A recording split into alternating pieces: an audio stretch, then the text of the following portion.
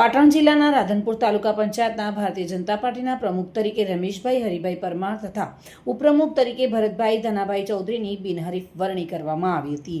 આ પ્રસંગે રાધનપુર તાલુકા વિકાસ અધિકારી, રાધનપુર મામલતદાર તેમજ લવિંગજી ઠાકોર, તાલુકા પંચાયતના સભ્યો નિલેશભાઈ રાજગોર, કેશુભા પરમાર, કરશનભાઈ ચૌધરી, ગણપતભાઈ પરમાર બિલ્ડર, તાલુકા પ્રમુખ, તાલુકાના મહામંત્રીઓ, કાર્યકર્તાઓ અને આગેવાનો મોટી સંખ્યામાં ઉપસ્થિત રહ્યા હતા।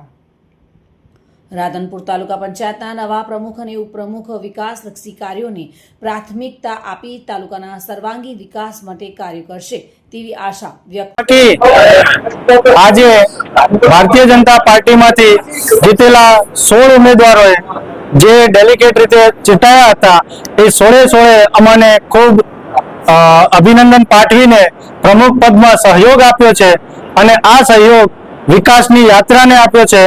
અને મોદી સાહેબનો જે ભારતીય જનતા પાર્ટીનો એક જ મંત્ર છે કે જાય સ્થાનિક સ્વરાજની ચૂંટણી 2026 ના ભારતીય જનતા પાર્ટીએ જે અમારા ઉપર જે વિશ્વાસ મૂક્યો છે એ બદલ ભારતીય જનતા પાર્ટીનો સૌનો ખૂબ ખૂબ આભાર। રાધનપુર તાલુકાના 16 બેઠકની ભારતીય જનતા પાર્ટીએ જે વિજય મેળવ્યો છે એ બદલ સૌનો ખૂબ ખૂબ આભાર છે। અને જે તાલુકાના પ્રમુખ તરીકે મને જે પદ આપ્યું છે એના બદલ હું સર્વ રાધનપુર તાલુકા પંચાયતના પ્રમુખ ઉપપ્રમુખની આજે વરણી કરવામાં આવી છે। ગુજરાત પ્રદેશ ભારતીય જનતા પાર્ટી દ્વારા પ્રમુખ તરીકે રમેશભાઈ અને ઉપપ્રમુખ તરીકે મારી નિમણૂક કરેલ છે।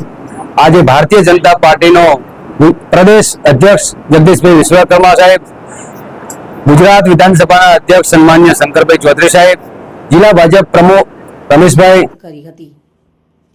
વસંત કડિયા સાથે bureau report, today Gujarati news.